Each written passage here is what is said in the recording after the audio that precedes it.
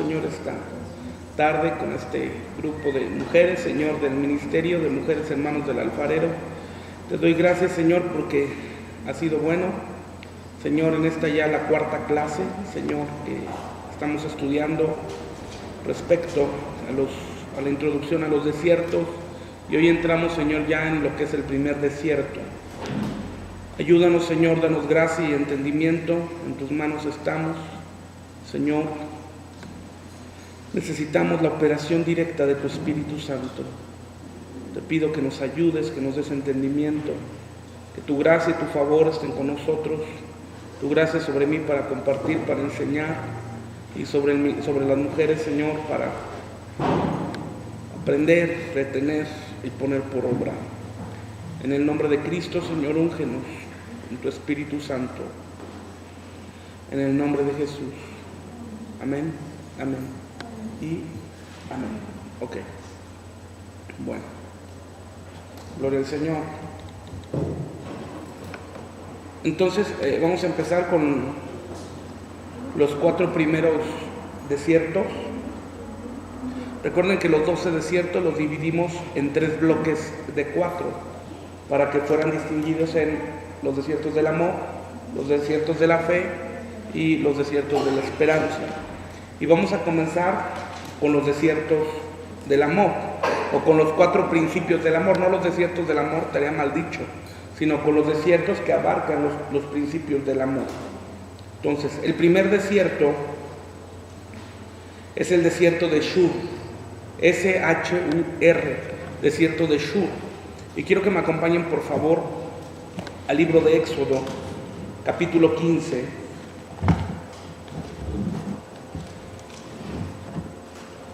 Libro de Éxodo, capítulo 15.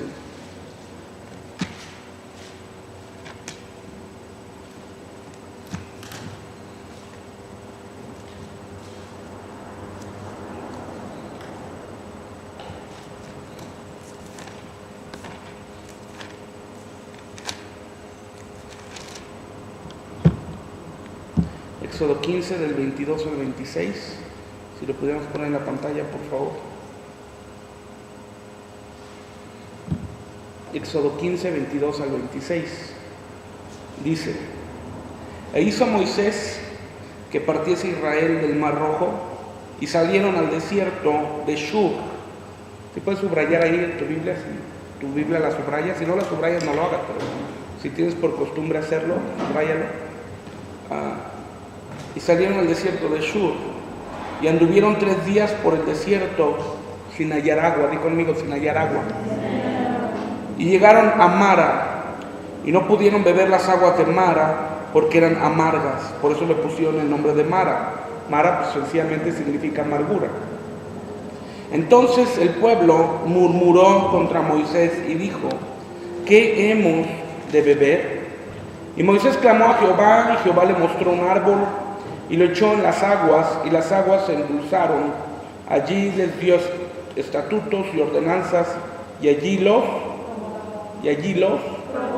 Y yo creo que a estas alturas nos tiene que quedar muy claro que cuando Dios nos llama, Dios nos capacita, y una vez que Dios nos capacita, Dios nos prueba, para que al final de la prueba Dios nos establezca.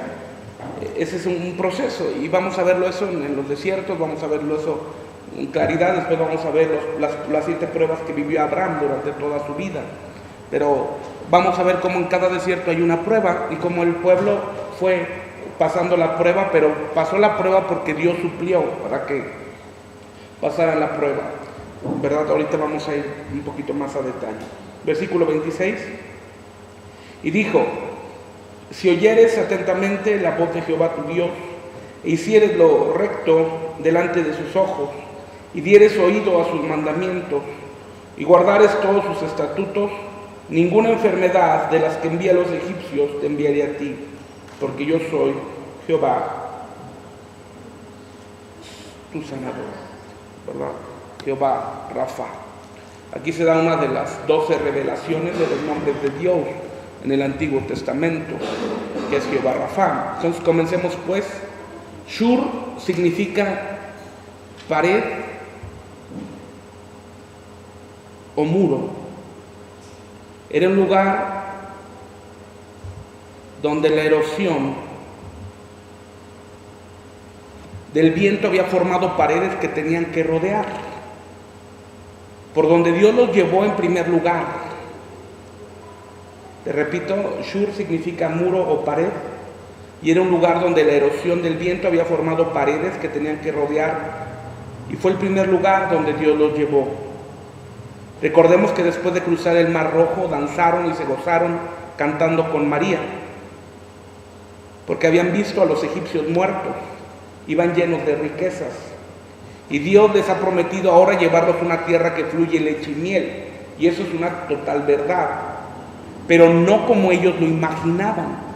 Y es un punto muy importante. Dios ha prometido, o Dios nos ha dado promesas, pero el cumplimiento de las promesas no son como nosotros lo imaginamos, ni en el tiempo que nosotros creemos, ni en la manera que nosotros pensamos, ni muchas veces a través de quien nosotros creemos o pensamos o nos imaginamos.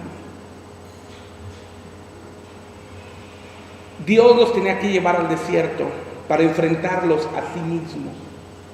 Tú y yo nos vamos a dar cuenta a través de varios tiempos que los desiertos son Dios permitiendo las pruebas para enfrentarnos a nosotros mismos, y con un propósito muy específico, con un propósito muy claro, y el propósito muy claro es purificarnos. Una vez que entramos en el desierto, vamos a ser confrontados con nosotros mismos, con un propósito, con un objetivo, ¿cuál? Purificarnos de todos los inconvenientes que tengamos. Y el pueblo de Israel fue llevado al desierto para purificarse, para choquear consigo mismo y vencer los inconvenientes que tenían. Y de la manera en que la nube y la columna de fuego se movieron y los condujo a Shur para iniciar, di conmigo, iniciar el proceso de cambio. Shur significa el proceso de cambio. Yo quiero que te des cuenta en esto, aunque un momento más lo vamos a mencionar, pero date cuenta, 400 años estuvo el pueblo de Israel en el desierto, en Egipto. 400 años donde generaciones nacieron, generaciones crecieron, generaciones murieron, generaciones volvieron a nacer siendo esclavos. Entonces la última generación no conoció a la primera, ni la primera a la última generación. Es imposible por cuestiones de edad. Pero date cuenta algo, la última generación estaba acostumbrada a ser esclava. Cuando llega el libertador Moisés, sabes todas las crisis que pasaron, pero cuando Dios les dice van a ser libres, ellos pensaban que al salir de Egipto, y lo vemos muy claro en los tratos personales, porque por eso se fastidiaban, porque cuando Dios los liberta, sabes, las 10 plagas, cómo salen con el tesoro de Egipto, cruzan el mar, o sea, ellos pensaban que cruzando el Mar Rojo iban a llegar a la tierra prometida. Pero pasa un detalle, no estaban listos para heredar, porque su pensamiento y su mentalidad todavía era de esclavos, no de gente libre. Y lo vemos tan claramente que eran tan dependientes que su fruto nació cuando llegan al monte al Sinaí. Y sube Moisés ¿por cuánto tiempo? 40 días. ¿Y qué pasó? O sea, 40 días, o sea, yo he dicho, bueno, 40 meses, pues estoy de acuerdo, ¿verdad? 40 meses son, bueno, ni un poquito menos, son 3 años, ¿no? Y medio más o menos, o menos. Bueno, se tardó 3 años y no saben si está vivo, no saben qué, pues están en incertidumbre, pero 40 días. Y ya tenían un becerro, no significa que comenzaron a hacer, no. Cuando Moisés baja a los 40 días, ya lo tenían. Porque su mentalidad todavía estaba de esclava, necesitaban ser dependientes. Y esa es la prueba clara en que Dios necesitaba llevarlos al desierto para que pudieran heredar la tierra prometida. De tal manera que nos damos cuenta que la mayoría no heredó. O los mayores de 20 años no heredaron. ¿Por qué? Porque no supieron transformar su mente, su corazón, al corazón de Dios. Solamente 3 heredaron. Mayores de 20 años, Josué, Caleb y José. José representando la fe. Y tú te vas a dar cuenta que a lo largo del caminar en Cristo y de tu caminar en Cristo, Dios te mete en pruebas, Dios te mete en desiertos. para perfeccionarte, para enseñarte, para mostrarte sus caminos, para mostrarte sus sendas. Porque Dios a su iglesia amada no la va a dejar al ahí se va ni al arbitrio de las situaciones. Dios tiene todo perfectamente planeado. Dios tiene todo perfectamente establecido. Y nos mete en el desierto para encontrarnos con nosotros mismos, siempre con un objetivo: purificarnos de los inconvenientes que nos impiden tomar posesión. Y eso es muy común cuando Dios le da un llamado a una persona y Dios le da una promesa y empieza a dar ciertos frutos de que va a servir.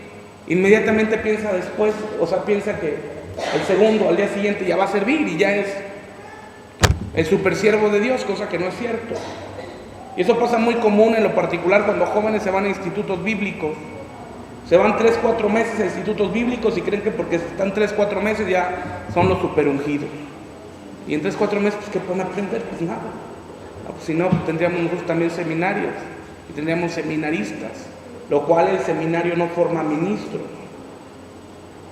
En la antigüedad, en las iglesias tradicionales, era, pues el hijo no quiere estudiar, que se vaya de pastor.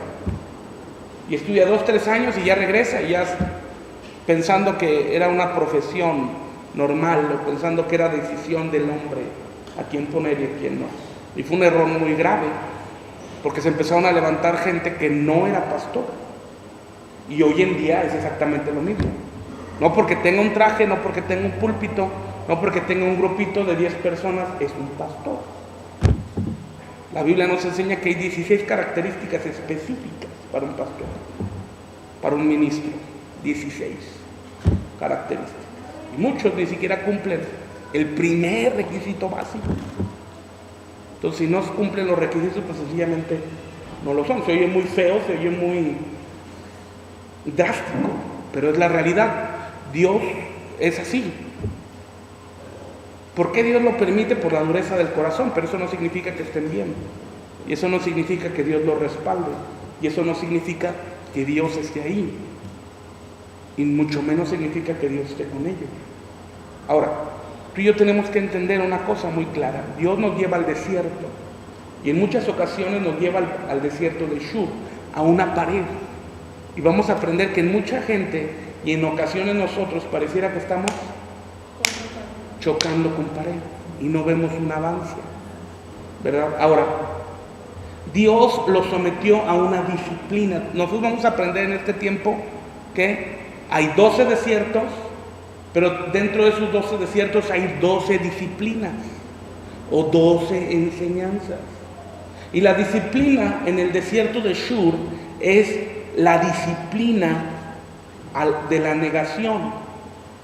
La primera situación que Dios quería enseñarles al pueblo de Israel en Shur era la negación personal, el negarse a ellos. Y tú y yo tenemos que comprender que el primer propósito, uno de los propósitos cuando entramos en el desierto de Shur, es que tenemos que llegar a un punto de la negación personal. Y el punto de la negación personal es muy sencillo: que rindamos nuestro corazón, rindamos nuestra vida y renunciemos a todo orgullo y a toda soberbia. Y un día reconozcamos delante del Señor sencillamente: no puedo. Yo en otras ocasiones te he dicho que cuando comenzamos en el ministerio pasaron ciertas cosas y yo llegué a casa y empecé a llorar, y yo solo en la presencia del Señor. Y dije: Señor, yo no puedo. Esto de ser pastor es demasiado. Se había levantado guerra en contra de nosotros en la ciudad, con gente en la congregación, parecía que todo decía que no. Y yo lloraba delante de la presencia del Señor y le decía: Señor, no puedo.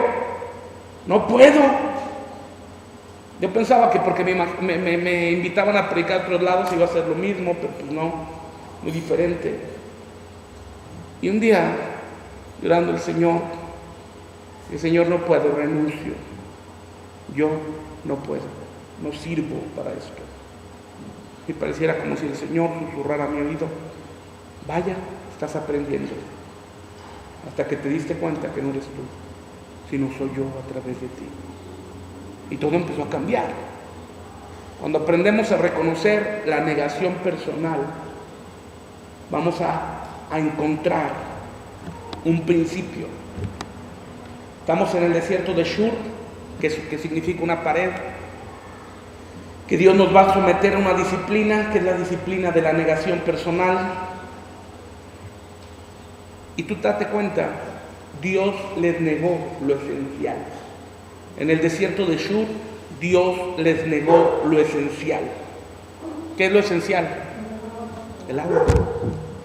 Y en muchas ocasiones Dios va a detener lo esencial en las personas, en las vidas de la gente, con un propósito. Ya sabemos que la disciplina es la negación. Dios les negó lo esencial. ¿Pero por qué?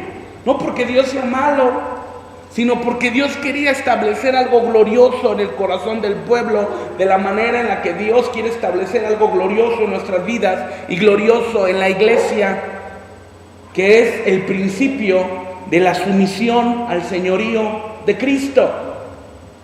A medida que tú y yo podamos comprender que en el primer desierto, en el desierto de Shur, la disciplina es la negación. En el pueblo de Israel Dios les negó lo esencial y Dios detiene lo esencial. Dios nos lleva a la negación para poder vivir en un principio, para poder vivir en un objetivo. ¿Cuál es el objetivo? La sumisión al señorío de Cristo. Mientras no encontremos negación, mientras no encontremos la renuncia del yo, mientras no encontremos el despojarnos de nosotros mismos, no vamos a poder vivir en el señorío de Cristo. ¿Y qué es el señorío de Cristo? Cristo es el Señor. Y no solamente es el reconocimiento de que Cristo es el Señor, sino es la vida práctica de la sumisión al señorío de Cristo. ¿Y cómo es, pastor, la sumisión al señorío de Cristo? Bueno, muy sencillo: hacer la cosa correcta, en la manera correcta, en el tiempo correcto, con la ayuda correcta. No la cosa que yo quiero hacer, no en la manera que yo quiero hacer, no cuando yo lo quiero hacer y no con quien yo quiero, sino hacer lo que Dios quiere, que Dios ya estableció en su palabra, cuando Dios quiere, con quien Dios quiere, como Dios quiere.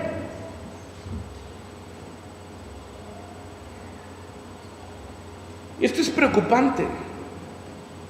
Apenas estaba hablando con un amigo y me dice: oye, Job, quiero verte, porque él no es de aquí, él es de otro estado. Aquí cerquitas, pero es otro estado. Quiero platicar contigo porque él viaja itinerantemente por el país y me dice: Dios me está llevando a abrir una obra en Mexicali. Híjole, estás en el centro del país y estás hasta Mexicali. ¿Y por qué allá? O sea, la primera pregunta que yo le dije: bueno, me da mucho gusto. Qué bueno que te vas a establecer, pero dime por qué. Como amigos, ¿por qué? Porque creo que Dios me está llamando. Pues sí, pues, pero dime por qué Mexicali. O sea, hay cientos de ciudades en el país, ¿por qué tan lejos? Y me dice esto que me preocupó mucho, porque las señales dicen que así son. Y yo dije: ¿cuáles señales? Para no entrar en detalle, yo le dije: tú te tienes que asegurar una manera que vayas a hacer lo que Dios quiere que hagas. No te vayas a encontrar en Mexicali porque es el lugar donde más te invitan y conoces más gente. Porque tu idea no es levantar una obra, sino saquear un poquito de otros lugares. Pero si tú haces eso, la gente no va a permanecer, porque tú la estás sacando, no se están arraigando. ¿Es la cosa correcta levantar una obra? Sí. ¿Pero es la manera correcta? ¿Es el tiempo correcto? ¿Es la ayuda correcta? ¿Por qué? Porque cuando no hay una negación, hay un esfuerzo propio. Cuando no hay una negación, no hay una sumisión al señorío de Cristo. Y cuando no hay una sumisión al señorío de Cristo, pues sencillamente Cristo no es el Señor, y entonces quien es el Señor es el hombre. Y no es la obra de Dios, sino es la obra humana. Por eso hoy en día es tan triste ver congregaciones que por lo menos, gracias a Dios, ya no se llaman iglesias, ya se llaman grupos, centros culturales, centros cristianos. Y qué bueno que se llamen así, porque iglesias no son. Así de sencillo. ¿Y qué es lo preocupante? Que Cristo no viene por grupos. Cristo no viene por centros cristianos. Cristo no viene por asociaciones. Cristo viene por su iglesia. Hace un tiempo una persona me dijo, y con una muy buena intención, escúchame bien, me dijo: pastor, mire, me gusta mucho cómo predica, pero me invitaron a cierto lugar donde no recuerdo el nombre.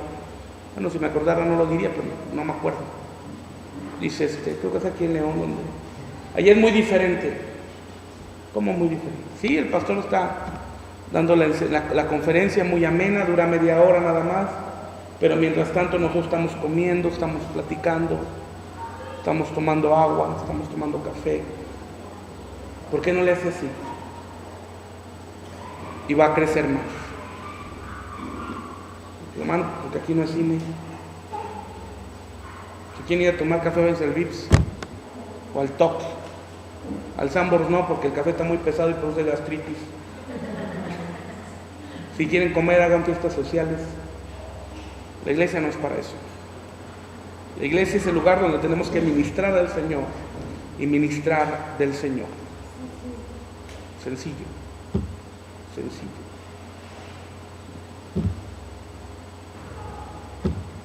Ahora, ¿de qué manera tiene que cambiar nuestra vida? De que nuestro eje dejemos de ser nosotros y nuestro eje comience a ser Cristo.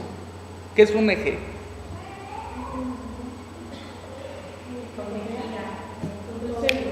El punto central donde gira.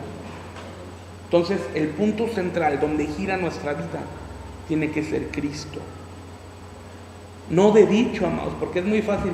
Hay mucha gente que trae a Dios en la boca. Yo conozco una señora que trae la Biblia bajo el brazo y su cigarro trae su Biblia en la mano izquierda y su cigarro en la derecha. Y así, la cheve y el cigarro. Dios los bendiga. Mejor que ni diga, o sea, nomás quemando a uno. O sea, no es de dicho, sino es de hecho. O personas que vienen a la iglesia los domingos, levantan las manos, lloran y todo para que la gente los vea, y entre semana nomás comiéndose a la gente, criticando. Son cristianos de dicho, no son cristianos de hecho. ¿Y cuál es la justificación? Todos critican, todos lo hacen, y porque todos lo hagamos, todos lo vamos a hacer. ¿Sí me cachas? El eje de nuestra vida tiene que ser Cristo. Quizás una estatura bastante alta, y sí, pero tenemos toda nuestra vida para desarrollarlo. Pero lo más glorioso de esto es que no lo vamos a desarrollar en esfuerzo propio.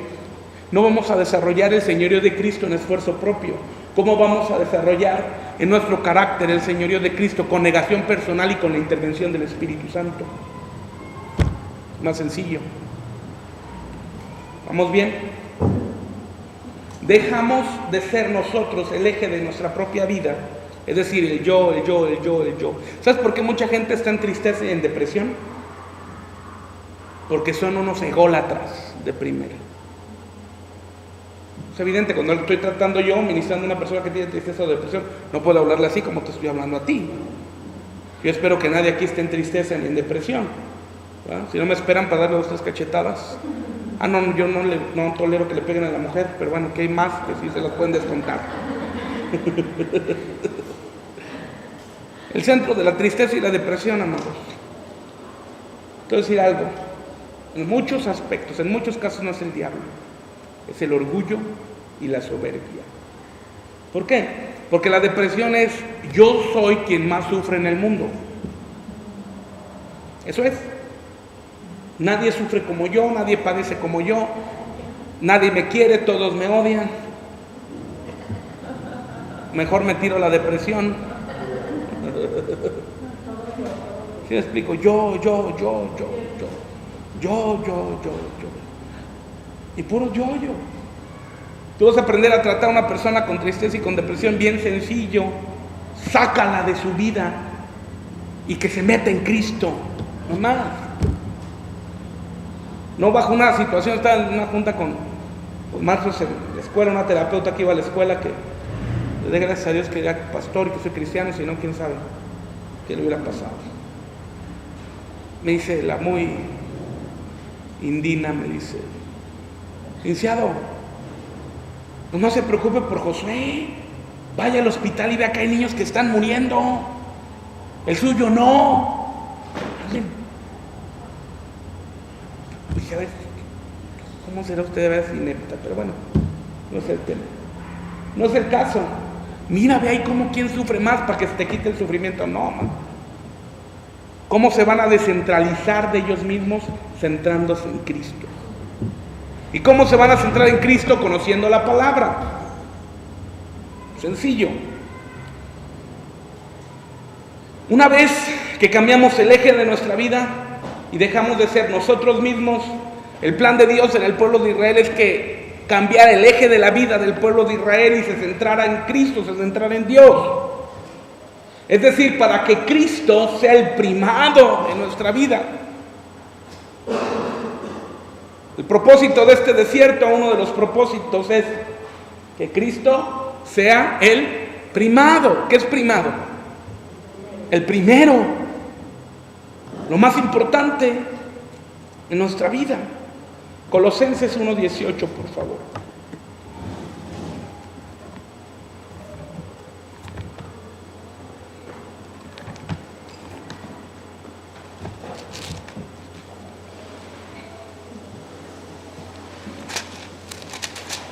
Colosenses capítulo 1, versículo 18. ¿Estás ahí? Y Él es la cabeza del cuerpo, que es la iglesia, el que es el principio, el primogénito de entre los muertos, para que en todo tenga que la preeminencia, sea lo primero. ¿Quién es la cabeza del cuerpo? En la iglesia, Cristo. La iglesia es el cuerpo. Y en tu cuerpo, de una manera física, ¿quién manda? ¿Tu mano o tu cerebro? Imagínate la mano diciéndole al cerebro. El cerebro dice, vete a la izquierda, y la mano, no, me quiero ir a la derecha. Imagínate el conflicto entre la mano y el cerebro, es algo antinatural. Y si llegara a pasar, es una enfermedad, no recuerdo el síndrome, que van para acá y la mano va para acá. No recuerdo el nombre, pero es un síndrome, un problema cerebral de verdad. Y de la misma manera en que Cristo es la cabeza y Él se vuelve la preeminencia en nuestra vida, la mano, el dedo, el ojo, no le pueden decir vamos para acá, sino el que decide es Cristo. ¿Y cuál es la manera en la que ha decidido en nuestra vida? Siguiendo ¿qué? La palabra. Es muy sencillo. Efesios 1:22 y 23 dice, Efesios 1:22 y 23: y sometió todas las cosas bajo sus pies y lo dio por cabeza sobre todas las cosas a la iglesia, la cual es su cuerpo, la plenitud de aquel que todo lo llena en todo. Cristo lo llena todo en todos. ¿Qué necesitamos hacer? Creer. No quiero que me digas, pastor, necesito dejar que Cristo llene mi corazón. Tú no necesitas darle permiso a Cristo. Es absurdo. No, es que Dios nos pide permiso. Si Dios pide permiso, mi mamá es más poderosa que Dios. Así. ¿Por qué mi mamá es más poderosa que Dios? Porque basta que mi mamá me diga sí y me aguanto. Todos mis hermanos con ella, porque a mí me tienen miedo y no me dicen. Pero van con ella porque saben que a ella no le voy a poder decir nada y lo tengo que hacer. Entonces, si Dios pide permiso, mi mamá es más poderosa que Dios, porque a mi mamá mi mamá se impone conmigo. ¿Sí me cachas el ejemplo? Y Dios es más poderoso que mi mamá y que todo el mundo. Dios hace lo que quiere, cuando quiere, como Él quiere. Esa mentira de que Dios pide permiso no es cierto. Deja que Dios te llene. ¿Cuántos no te dije eso aquí? Hazme el favor. Sí, Dios, te doy permiso. Ay, gracias, mijo, estoy esperando tu permiso. Ahí voy. Hazme el favor. O resulta que Dios depende de nosotros. Un día escuché a un hombre que Un escritor de libros, ya murió, de las Bahamas. Tiene muchos libros. Y dijo que Dios no podía hacer nada en la tierra sin el hombre. Oh, Dios, está loco. Está loco. Digo que voy a hacer una junta con todos los pastores famosos, les voy a ofrecer una lana y les voy a hacer un antidoping. ¿Cómo sabes? Resulta así que no dice la Biblia que Dios es soberano. ¿Qué no dice la Biblia? Okay, no hablas tú, no hay problema, no hables, las piedras van a hablar, tranquilo, tranquilo. Dios no necesita al hombre para nada. Nosotros debemos darle gracias a Dios que en su misericordia decidió que nosotros lleváramos el mensaje en su misericordia, no porque nos necesite. Nosotros necesitamos de él. O sea, necesitan que nosotros le cantemos. O sea, tiene millones de ángeles que le están cantando. Necesita que le sirvamos, tiene millones de ángeles que le sirven. Nosotros necesitamos de él. Y cuando nos damos cuenta, nuestra necesidad total de Cristo, nuestra vida se centra en él. No el hombre el centro de todo, sino Cristo el centro de todo. ¿Vamos bien? Cuando Cristo tiene el primer lugar en nuestra vida, se va a la amargura, se vence la rebelión que lo origina. En muchas ocasiones el principio de la amargura es por una rebelión. Tú y yo tenemos que comprender que Cristo es el Señor, la cabeza, el primero. Y si reconocemos esto, el amor de Dios nos empezará a llenar cuando hay un reconocimiento.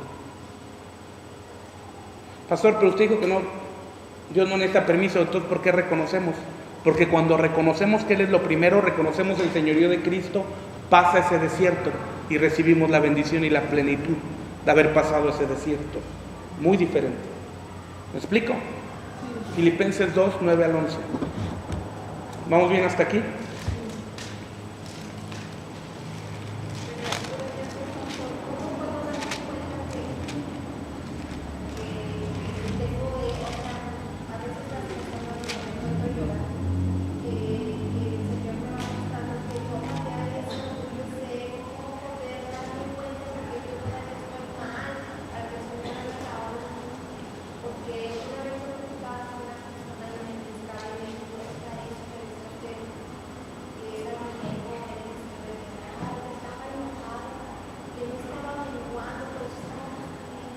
Bueno, no es así tampoco.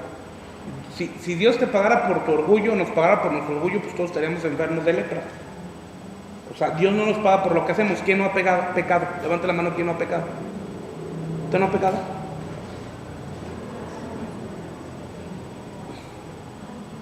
¿Quién no ha pecado? Entonces, dice la Biblia que la paga del pecado es muerte. Entonces, cuando menos por una mentirita piadosa ya tendríamos lepra. Entonces, cuando dicen, es que porque estás pecando te está yendo mal, y sí, y tú has de estar muy bien. Entonces, ahora, ¿cómo te puedes dar cuenta? Sencillo, muy sencillo y muy práctico. Las intenciones de tu corazón, ¿tú consideras que serían las intenciones del corazón de Cristo?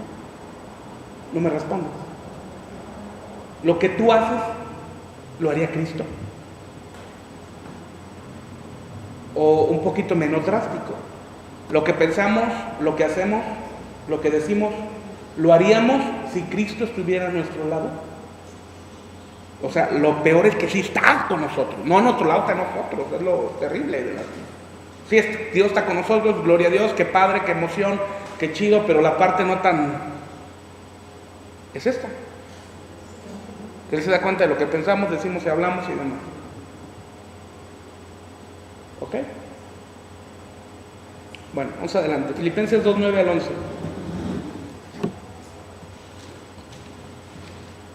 Por lo cual Dios también le exaltó hasta lo sumo y le dio un nombre que es sobre todo nombre, para que en el nombre de Jesús se doble toda rodilla de los que están en los cielos y en la tierra y debajo de la tierra, y toda lengua confiese que Jesucristo es el Señor, para gloria de Dios Padre.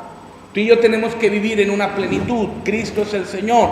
Tú y yo tenemos que vivir en una práctica. Cristo es el Señor. Tú y yo tenemos que vivir un día a día. Cristo es el Señor. No solamente Cristo es el Señor del mundo, no solamente Cristo es el Señor del universo, sino Cristo es el Señor de nuestra vida. Ahora, y esto no nos pone como jueces para que nosotros determinemos sobre quién está Cristo y sobre quién no. ¿Sí me explico? O sea, esto es para que nosotros lo vivamos, no para que lo impongamos. ¿Sí me explico? No es para que, a ver, van a pasar al confesionario de Big Brother. Pásale, Gaby, dime tus pecados. No, te falta mucho de Cristo. A ver, muñeca, pásale. No, pues te falta mucho de Cristo. A ver, pase. No es así. El trato personal es personal, di conmigo personal. No para andar juzgando a los demás. ¿Sí me cachan? Vamos adelante. Ahora, este es el principio clave para iniciar el camino con Cristo. Lucas 9:23.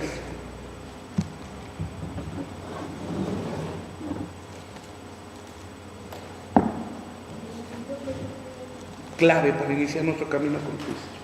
Lucas 9:23.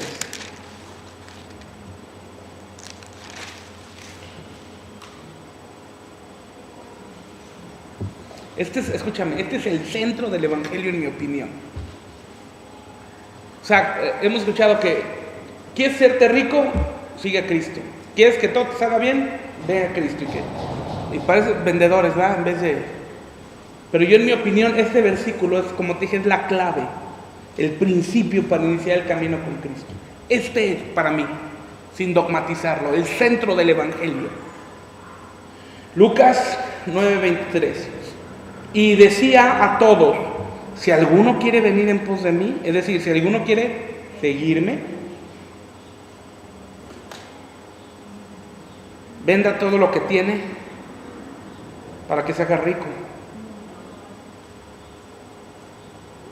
Vengan porque yo les voy a dar todo lo que soñaron. Soy el mago de la lámpara. ¿Qué dice?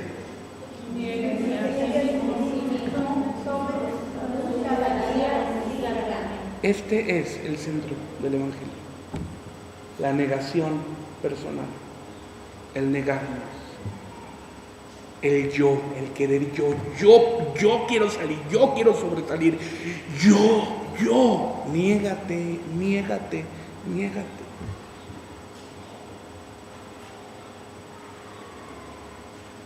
Es muy fácil distinguir a una persona cuando es un bebé o cuando ha crecido un poquito.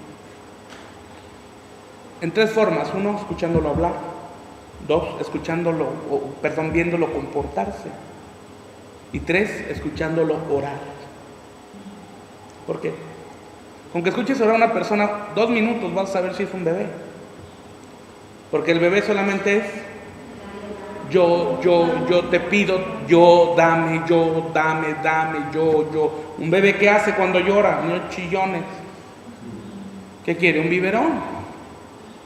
¿Qué quiere? Que lo cambien del pañal. ¿Qué quiere? Que lo bañen. ¿Qué quiere? Que le den sus gotitas esas que no me acuerdo que son para el estómago. Las de, ¿cómo se llama? ¿Tempra? ¿Cómo se llaman? Spaven. Sí, o las, hay más de una caja naranja que ya como yo compraba de esas, Motrin. ¿Ah? ¿Saben cuál es? Ibuprofeno. Ustedes saben de esas, yo no. Es más, la cajita naranja. Es el ibuprofeno. ¿Qué quiere un niño?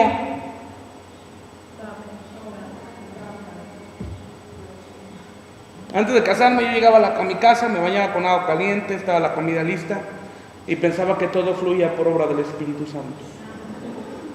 Cuando me caso, ¡oh, la la! De haber sabido no me meto. Sí, la verdad, todos, y quien diga que no es un mentiroso o mentiroso. Si hubiera leído la letra chiquita del matrimonio antes de casarse, ninguno nos casamos, no nos hagamos. O quien se hubiera, ay, sí, yo sí. Es cierto. Ya estando metidos, Dios nos abre los ojos y ya, pues ya chiquita, ya te fregaste, ahora te aguantas. Y me di cuenta que no, que hay que pagar luz, agua, teléfono. Y vienen los niños, pañales, leche. No va a ser igual que mi mamá que le pongan mantillas, Pues sí, va, pero ya no estamos en esos tiempos. ¿Alguien de ustedes les puso mantillas a sus hijos? ¿Usted sí, hermano? No, pero hijos. No, no, hijos. No, pues sí, pues, porque mi mamá fue quien me lo dijo, pues obvio. Yo 7 hijos, una compañía de ¿Es lo mismo que mantillas? Sí. Ah, bueno. Todos hacen su equipo, las hermanas de las mantillas ahí con mi mamá y hacen ahí su religión. Ahora, escúchame. El principio del evangelio es negarse. Yo te decía, el bebé, dame. Y vas creciendo y te das cuenta que ya no es. Ahora es dar. Por eso estás aquí, porque ya dejaste del y vas a comenzar a dar. Por eso la Biblia dice, mejor es dar, porque el bebé recibe, pero el que es un poquito más maduro da. Y es el principio. Quien quiera seguirme, niéguese a sí mismo. ¿Está fácil? No, pero Pablo nos da la clave. Y pastor, ¿y cómo le hago para negarme? Que la práctica es tan difícil. Gálatas 2:20 te da la clave. Con Cristo, no te dice, fíjate bien el tiempo en el que habla Pablo. Dice, con Cristo estoy. Espérame, no dice estaré. No dice estuve. No dice como algunos enseñan, crucifícate, hermano. No, porque Él ya te crucificó. Con Cristo estoy juntamente crucificado. No dice, con Cristo me voy a crucificar. No, con Cristo estoy. Estoy juntamente crucificado. Ya no vivo yo, mas vive el Cristo en mí. Tome su cruz cada día y sígame. ¿Saben qué me encantaría aquí? Que pudiéramos hacer crucecitas de madera y que eso fuera tomar la cruz. Sería genial. Pues qué esfuerzo, no pasa que saque una alergia para poner una cruz. Pero no es eso. La negación personal va seguida del camino de la cruz.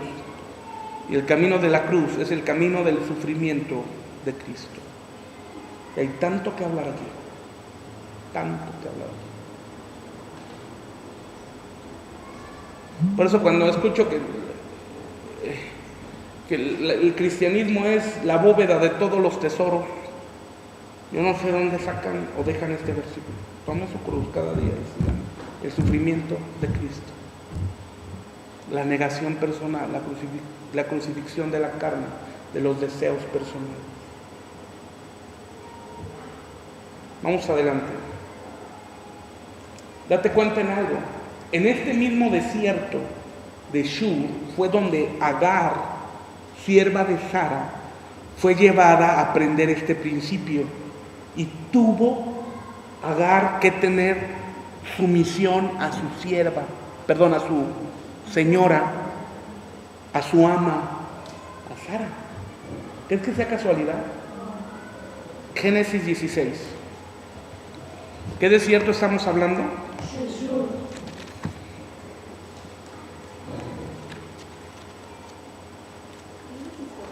16.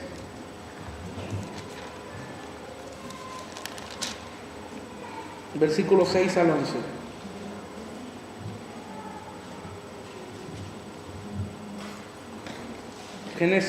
Génesis 16, 6 al 11. ¿Estás ahí? Dice: y respondió Abraham a Sarai: he aquí tu sierva está en tu mano, haz con ella lo que bien te parezca. Y como Sarai la afligía, ella huyó de su presencia. Y la halló el ángel de Jehová junto a una fuente de agua. ¿Dónde? Ahora, pero nota un contraste. No es la misma situación del pueblo. Pero el pueblo de Israel, ¿qué se le negó? ¿Y ella dónde estaba? Porque ella ya había acabado el desierto. Ella ya había cruzado el desierto. Dios no los dejó morir de sed. Al final del desierto Dios les da, pero tendrían que aprender a depender de Cristo, la peña que los seguía, que es Cristo. ¿Sigamos bien? 8, versículo 8, y le dijo: Agar, sierva de Sarai, ¿de dónde vienes tú y a dónde vas? Y ella respondió: huyo de delante de Sarai, mi señora. Y le dijo: el ángel de Jehová. O sea, en el Antiguo Testamento Cristo se revelaba como el ángel de Jehová. Toma en cuenta que Agar tuvo un encuentro con Cristo. No está hablando con Gabriel, ni con Miguel, ni con Job. No. Está hablando con Cristo, con la revelación del Cristo. En el Antiguo Testamento Cristo se revelaba como el ángel del pacto, el ángel de Jehová. Y le dijo el ángel de Jehová: vuélvete a tu señora. ¿Y qué? Es decir, sométete al señorío de Cristo. O sea, Agar ya había agarrado sus chivas. Vamos, yo que necesidad tengo que estar batallando a esta señora. Porque ella tenía algo en su corazón. Al fin y al cabo, Ismael era hijo de Abraham.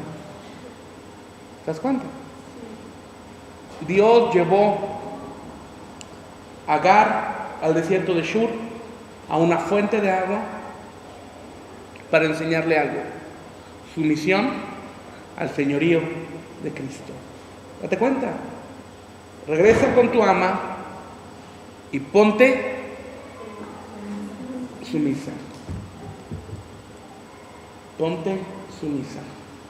Y nosotros, en un sentido como iglesia, en un término femenino, todos como iglesia tenemos que ser sumisas, o tenemos que ser una iglesia sumisa a Cristo. ¿Por qué un término femenino? Porque en Dios no hay ni masculino ni femenino. O sea, todos seremos la novia del Cordero, la esposa de Cristo, ¿no? Obviamente, si yo publico en Facebook: amo a Jesús, pues se va a oír bastante extraño y diferente. Alguien que tenga un entendimiento va a saber que estoy hablando de Cristo. Alguien que no, como señorita, pues va a pensar mal, ¿no? Hasta que no renueve su mente y renueve su corazón y conozca de la Biblia y demás. Pero en Cristo no hay masculino ni femenino. Vamos a ser la novia somos la novia del Cordero, vamos a ser la esposa del Cordero.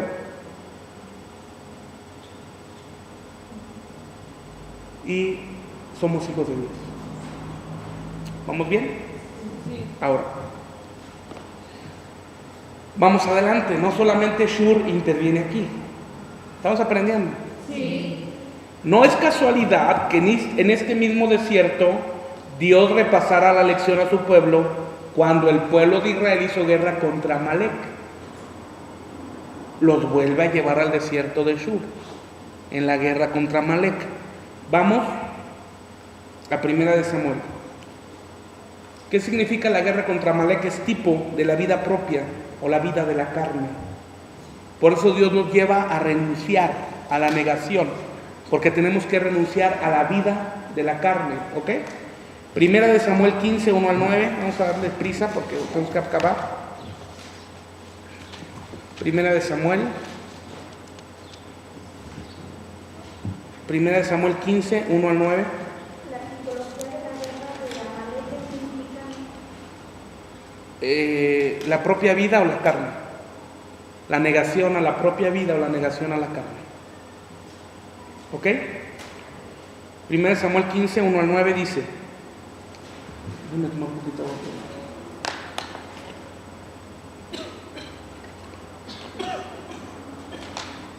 Después Samuel dijo a Saúl: Jehová me envió a que te ungiese por rey sobre su pueblo Israel. Ahora pues, está atento a las palabras de Jehová. Así ha dicho Jehová de los ejércitos: yo castigaré lo que hizo Amalek a Israel al oponérsele en el camino cuando subía de Egipto. Ve pues y hiere a Amalek y destruye todo lo que tiene y no te apiades de él. Mata hombres, mujeres, niños y aun los de pecho, vacas, ovejas, camellos y asnos.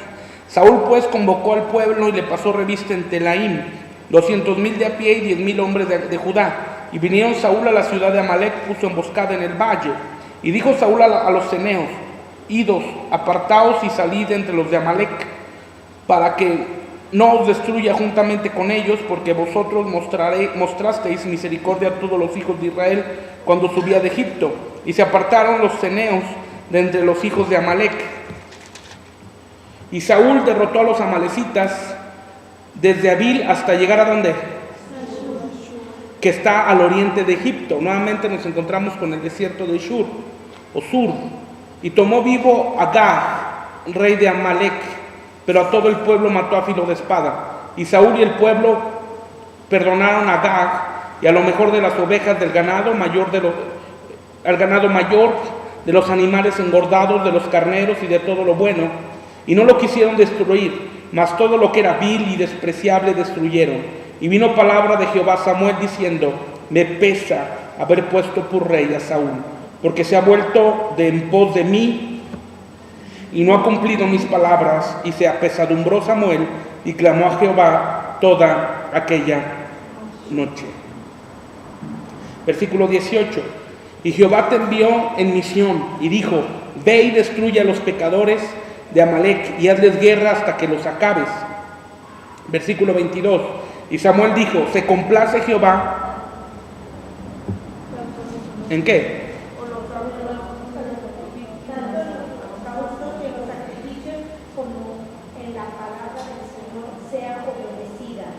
Ciertamente el obedecer es mejor que los sacrificios, y el prestar atención que la grosura de los carneros, porque como pecado de adivinación es la rebelión, y como ídolos e idolatría la obstinación. Por cuanto tú desechaste la palabra de Jehová, él también te ha desechado para que no seas rey.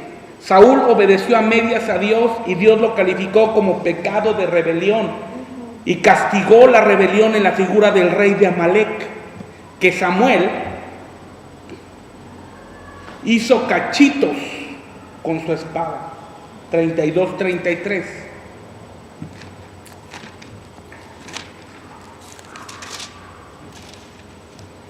Aquí mismo, alguien que lo lea en este mismo capítulo. 15, 32 y 33. Después Samuel dijo: traedme a Agag, rey de Amalek. Agag vino a él alegremente, pensando: ciertamente ya ha pasado la amargura de la muerte. Pero Samuel dijo: así como tu espada dejó sin hijo a mujeres, así tu madre quedará sin hijo entre las mujeres. Entonces Samuel descuartizó a Agag delante del Señor en Gilgal.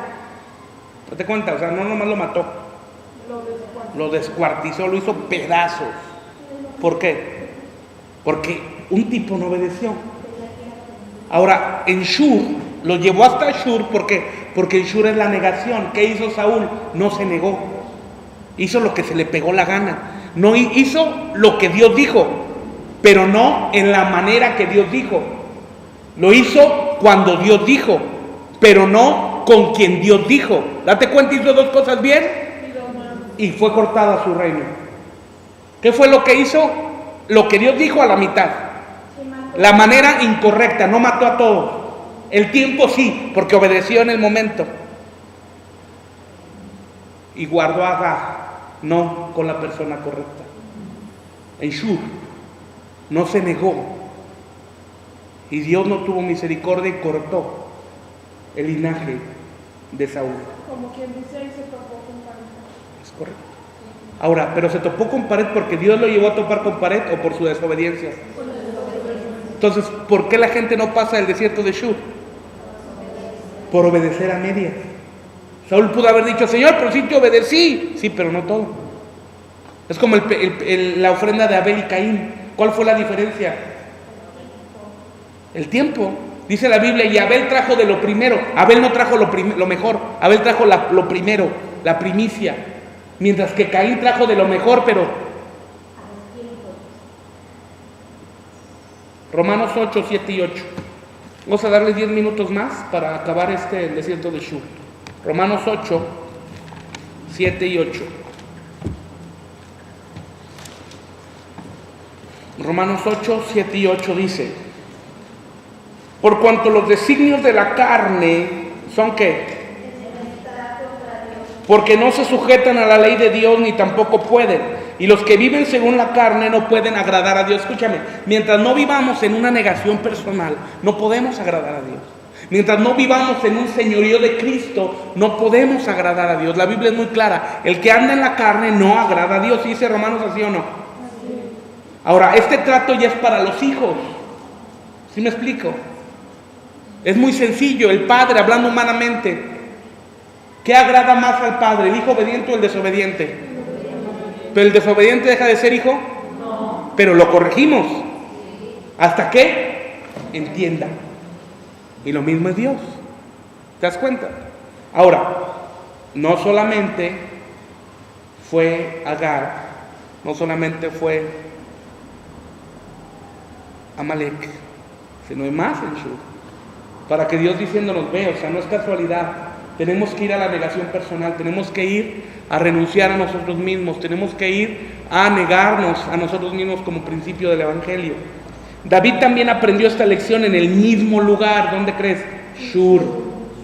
¿Contra quién? Otra vez destruyendo a Amalek, porque Amalek simboliza la vida personal o la vida de la carne. De modo que no quedara nadie que pudiera decir lo que David hacía. Primera de Samuel 27. Primera de Samuel 27, 8 al 11 dice: y subía David con sus hombres y hacían incursiones contra los gesuritas, los gesritas y los amalecitas, porque estos habitaban de largo tiempo la tierra donde, ¿quién va? ¿A dónde? Hasta la tierra de Egipto, otra vez Shur, a la tierra de Egipto. Y asolaba David el país y no dejaba con vida hombre ni mujer, y se llevaba las ovejas, las vacas, los asnos, los camellos, las ropas, y regresaba a Aquis. Y decía Aquis: ¿dónde habéis merodeado hoy? David decía: en el Negev de Judá, y el Negev de Jermeel, o en el Negev de los Ceneos. Ni hombre ni mujer dejaba David con vida para que viniesen a Gad, diciendo: no sea que den aviso de nosotros y digan: esto hizo David, y esta fue su costumbre todo el tiempo que moró en la tierra de los filisteos. David no se tentó el corazón en obedecer a Dios. Mientras que Saúl, escúchame, mientras que Saúl fue reprobado en el desierto de Shur, David fue aprobado en el desierto de Shur. Mientras que Saúl no se negó, hizo lo que quiso, David obedeció e hizo lo que Dios le mandó. Ahora, cuando hay sumisión en el corazón, podremos reconocer el señorío de Cristo y estar dispuestos a que Él nos corrija para caminar en su voluntad. Cuando hay sumisión al señorío de Cristo, nuestro corazón se mantiene humilde y reconoceremos de esta manera el señorío de Cristo, y nuestro corazón se dispondrá a ser corregidos. Y si tú y yo somos dóciles a escuchar la voz de Dios y somos dóciles a escuchar su corrección, vamos a estar en el camino de Dios. Proverbios 3, por favor.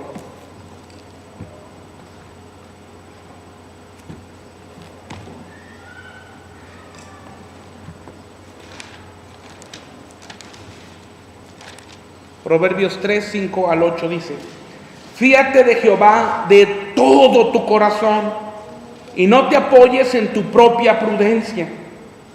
Reconócelo en todos tus caminos y Él enderezará tus veredas. No seas sabio en tu propia opinión, teme a Jehová y apártate del mal, porque será medicina a tu cuerpo y refrigerio a tus huesos. Tú y yo tenemos que desarrollar un corazón humilde para recibir la corrección de Dios. Y en muchas ocasiones, ¿cómo Dios nos va a corregir? A través de nuestras autoridades. ¿Me cachas? No, pastor, es que yo estoy bien. A ver, mijo, mira, tranquilo. Así no son las cosas, así es. No, pero es que soberbia, altivez. Pero un corazón humilde recibe ¿qué? La corrección. Yo soy muy insistente, por ejemplo, con los jóvenes en la alabanza: reciban la corrección, escuchen, cállense y escuchen la corrección. ¿Por qué? Porque si recibimos la corrección, ¿qué va a pasar? Van a crecer. ¿Sí me cachan? Evidentemente hay mucho caciquismo, ¿no? Y la cuestión del caciquismo es la imposición arbitraria. Es otra cosa totalmente absurda que no es de Dios. Pero la corrección, que es conforme a la palabra para un crecimiento, sí es de Dios. Y nuestro corazón tiene que estar sencillo y humilde para recibir la corrección de nuestras autoridades. Eso se llama humildad. ¿Sí me explico? ¿Vamos bien? Ahora, Éxodo 15, 27.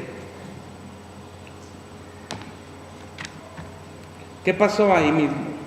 Y llegaron a Elim, donde había 12 fuentes de agua y 70 palmeras, y acamparon allí junto a las aguas. Escúchame, en el desierto de Shur Dios les retuvo el agua, pero cuando pasaron el desierto, Dios los llevó a Elim, donde había no solamente 12 fuentes de agua, 70 palmeras, y acamparon allí junto a las. Cuando pasaron el desierto, ¿qué pasó? Se acabó la necesidad. Dejaron de tener sed porque Dios suplió. ¿Pero hasta cuándo? Hasta que pasaron el desierto, hasta que terminaron el proceso. ¿Cuándo Dios va a suplir las aguas en nuestra vida? Hasta que se termine el desierto de Shur. Cuando lo crucemos, Dios nos llevará no a un estanquito, a 12 fuentes de agua. Después te voy a enseñar qué significan las 12 fuentes de agua y las 7 palmeras. 70 palmeras, perdón. Ahora, el pueblo se asentó en Elim, un lugar dentro de Shur, donde había 12 fuentes de agua y 70 palmeras. Ahora, las 12 fuentes de agua son principios fundamentales que Dios quiere establecer, y 70 es un número de perfección. Lo mismo que las palmeras prefiguran madurez. Las palmeras significan madurez, es decir, cuando cruzan Shur alcanzaron un nivel de 70 significa perfección. La madurez nos lleva a la perfección. ¿A la perfección que es? Cristo. Salmo 92. ¿Vamos bien? ¿Cuánto tiempo duraron en este desierto? Un buen rato. No sabemos cuánto exactamente. Te puedo decir que es que más o menos en cada desierto pasaron. Si lo hiciéramos en promedio 10 meses en cada desierto. Porque fueron 43 jornadas. O sea, se movieron 42. Perdón, 12 desiertos. O sea, se movieron cada 10 meses. Pero en cada desierto duraron aproximadamente, pues divide 40 entre 12. ¿Cuánto es? Más o menos es lo que dura.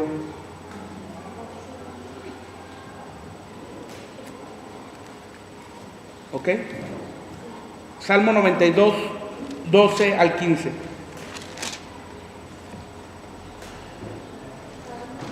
Para que decir, ¿de dónde saco que la madurez es la palmera? ¿Verdad? Pues no me dice el pastor, ¿de dónde sacó eso? ¿Se le ocurre? Salmo 92, 12. El justo florecerá como la palmera, crecerá como cedro en el Líbano, plantado en la casa de Jehová, en los atrios de nuestro Dios, florecerá. Aún en la vejez estarán vigorosos y verdes, para anunciar que Jehová mi fortaleza es recto y que en él no hay justicia. Las palmeras Dios las asemeja a florecer, a crecer, a ser plantados a la perfección. ¿Ok? Ahora, Dios cambia el desierto en un solo momento, en un solo día. Dios cambia el desierto en oasis cuando atendemos a sus mandamientos y somos librados de enfermedades que azotan al mundo, porque Dios es nuestro sanador. Cuando atendemos a la corrección, cuando atendemos a la disciplina, cuando atendemos a la orden del Señor, el desierto se acaba. Dios nos mete a las aguas de su espíritu, a las aguas de su palabra, y cuando nos mete a las aguas de su palabra somos liberados de las presiones del mundo que son consecuencia de su pecado. En muchos casos. Terminamos Isaías 35. ¿Mande? A las aguas de su palabra. Una vez que pasamos el desierto. Isaías 35, 1 al 10.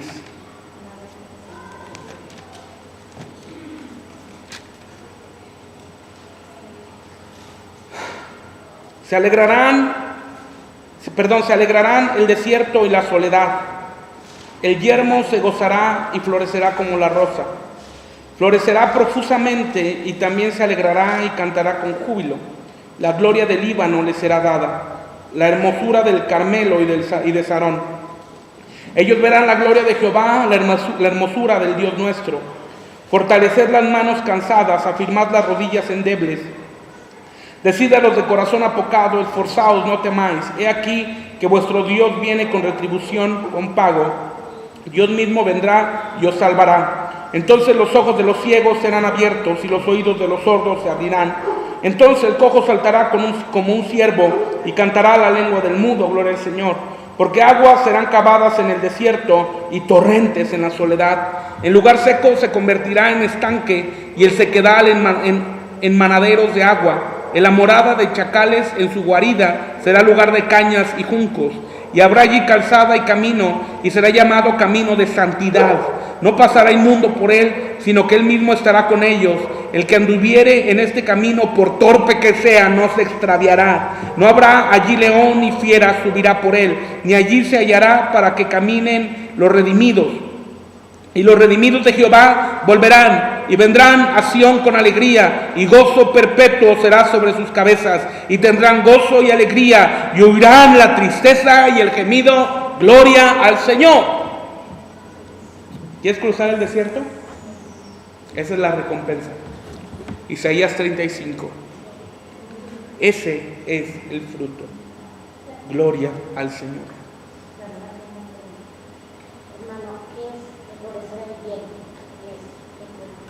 El yelmo es una planta así verde, así grandísima. Quien después les traigo en imágenes las figuras. Entonces, se acaba el desierto, Dios nos lleva ¿a dónde? A las fuentes de aguas. ¿Por qué 12 fuentes de agua? Son los 12 principios. El primer principio, hoy aprendimos un desierto, el desierto de Shur. Nos va a enseñar una disciplina, la negación. Y esa negación nos va a llevar a vivir en un principio fundamental, sumisión al señorío de Cristo. Entonces aprendimos el desierto de Shur, nos lleva a la disciplina de la negación. La disciplina de la negación va a desarrollar en nosotros sumisión al señorío de Cristo. Amén. Vimos lo que hizo David, Saúl, Agar y el pueblo en Shur. 4. Siempre que hablemos de 4 vamos a hablar de un fundamento. La mesa de los panes. ¿Una mesa cuántas patas tiene? 4. La mesa de los panes, ¿cuántas patas tenía? 4. El pan simboliza a Cristo, el pan que descendió del cielo. Y la mesa simboliza los 4 evangelios: Mateo, Marcos, Lucas, Juan. ¿Qué sostiene el pan? ¿Qué sostiene el evangelio? Perdón, ¿qué sostiene a Cristo? Los 4 evangelios. Mateo, 1. Marcos, 2. Lucas, 3. Juan, 4. ¿Okay? Todo, Dios nada puso en la tierra, o sea, Dios nada puso en la Biblia porque sí. O sea, no, todo tiene que ver. Y vamos a llegar a una plenitud.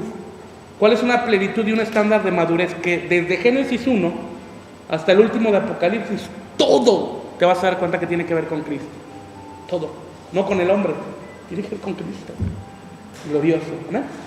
Bueno, cierra tus ojos un momento.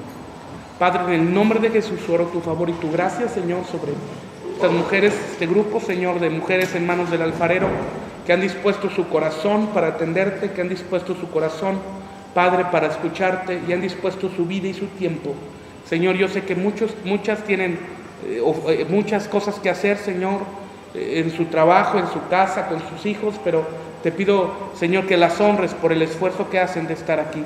Bendícelas, guárdales, líbrales, Señor, en el nombre de Jesús. Permítenos, Señor, seguir aprendiendo conforme al modelo bíblico, al modelo neotestamentario.